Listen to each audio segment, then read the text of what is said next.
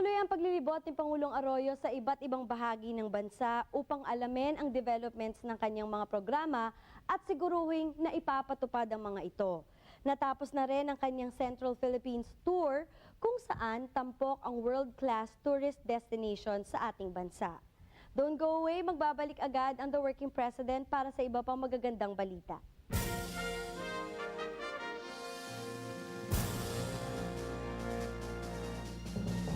Matapos ang Mindanao Agribusiness Tour ni Pangulong Arroyo, bumisita rin siya sa Baler sa Aurora Province. Tunghayan natin ang pinagsama-samang proyekto ng local and national government sa probinsya ng Aurora tungo sa matagumpay na pagdiriwang ng kanilang ika-31 anibersaryo. Narito ang Focus.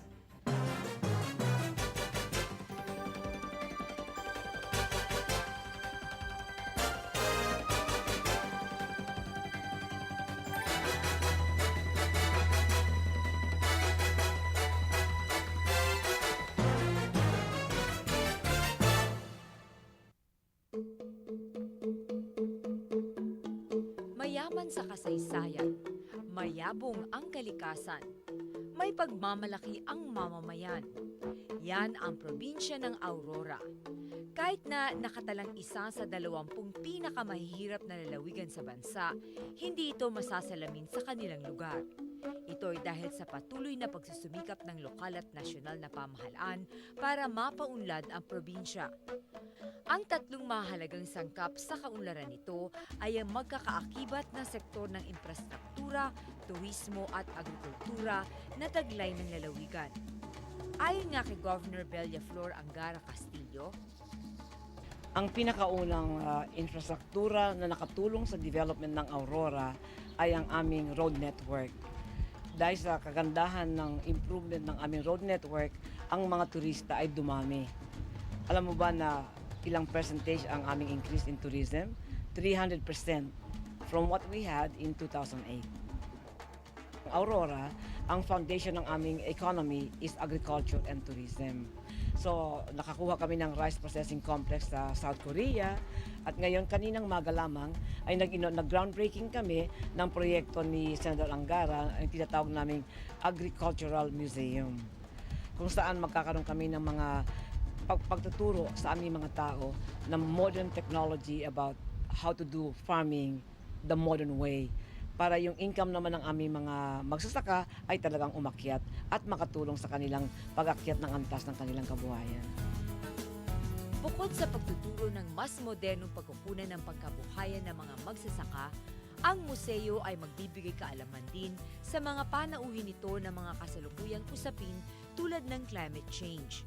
Ayon nga sa may pasimuno ng proyektong ito na si Senador Edgardo Angara, ito ay magiging teaching museum at magiging sentro ng turismo dahil wala ngang lugar sa buong Pilipinas, maaaring sa buong Asia o Southeast Asia na merong agricultural museum.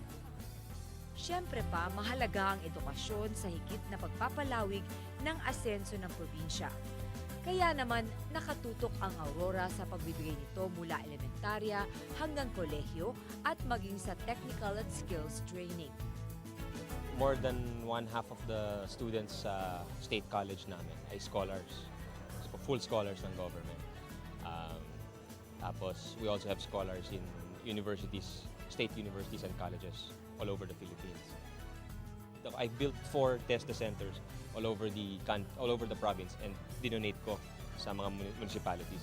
Kasi there's at one TESDA building pero hindi nakapunta dito, malalayo kasi yung mga bayan namin eh. So sabi ko, gawa tayo every bayan para yung training makapunta sa kanila, yung trainers makapunta sa kanila.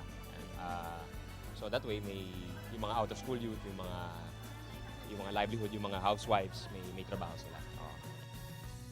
Ang pinagsama-samang pagtutulungan na ito ang nagdala sa Aurora ng mabunying pagdiriwang ng kanilang ika-31 anibersaryo. Ito ay pinangunahan ni Pangulong Gloria Macapagal-Arroyo na nagpahayag din ng mga tagumpay na naabot na ng Aurora tulad ng pagiging kauna-unahang insurgency-free province nito. Gaya ng sabi ko, napakagandang regalo sa mga taga-Aurora ang inyong anibersaryo na kayo na ay nadeklarang insurgency-free unang-unang probinsya na nadeklarang insurgency-free. Sabi nga ni Ricky, malayo na ang narating ng Aurora mula nung naging probinsya kayo 31 years ago. At gaya ng sabi ni Belia at saka ni Sunny, pati na rin ni Ed, marami na rin ang naabot ng probinsya ng Aurora mula noong 2001 nang ang inyong lingkod ay naging Pangulo. At ang epektibong pagpapaumpisa ng kanilang engineered bamboo project. Malaking tulong sa edukasyon, pati na rin sa kalikasan, yung inyong engineered bamboo project. Ginagamit ito, pagkakataon, bilang pambansang paglunsad ng engineered bamboo project. So yan ang isang importanteng kontribusyon na pwedeng magawa ng Aurora sa ating edukasyon, pati na rin sa ating kalikasan.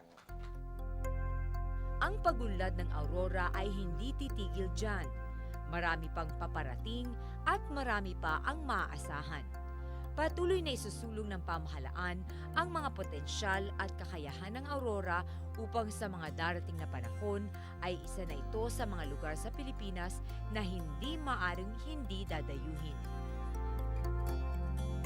O kayo po mga nakikinig o nanonood sa amin ngayon, hindi po ninyo makikita ng talagang gaano ba kagandang Aurora pag hindi ho kayo pumunta ng personal dito. Kaya po, kinukumbida ko ngayon, kayo pong lahat, pumunta po kayo ng Aurora, lalo na po sa Baler, lahat po ng aming 8 bayan, makikita po ninyo ang ganda ng kalikasan at ang kahusayan po ng aming mamamayan. I guarantee you, you will enjoy your stay in Aurora. So come now and visit Aurora. Ang pangangalaga sa kalikasan ay isa rin sa mga binigyang pansin ni Pangulong Arroyo. Isa sa mga ito ang muling pagbibigay buhay sa Ilog Pasig na maraming taon ng lubog sa mga basurang bunga ng ating kawalan ng pagmamahal sa kapaligiran. Last year, sinimula na ang Pasig River Rehabilitation Project sa pangunguna ng Pangulo at ng Department of Environment and Natural Resources. Kaugnay nito, inanunsyo rin ni Pangulong Arroyo na magbibigay siya ng 30 million pesos sa kapit-bisig para sa Ilog Pasig mula sa President's Social Fund. Ang KBPIP o Kapit-Bisig sa Ilog Pasig Project ay isang non-government organization na tumututok sa paglilinis ng heavily polluted river na ito. Naway maging inspirasyon ito sa ating lahat na pangalagaan hindi lamang ang Pasig River, kundi maging ang iba pang natural resources sa ating bansa. Dito nagtatapos ang ating programa. Hope to see you next week dito pa rin sa The Working President. This is Jolina Magdangal. Magandang araw.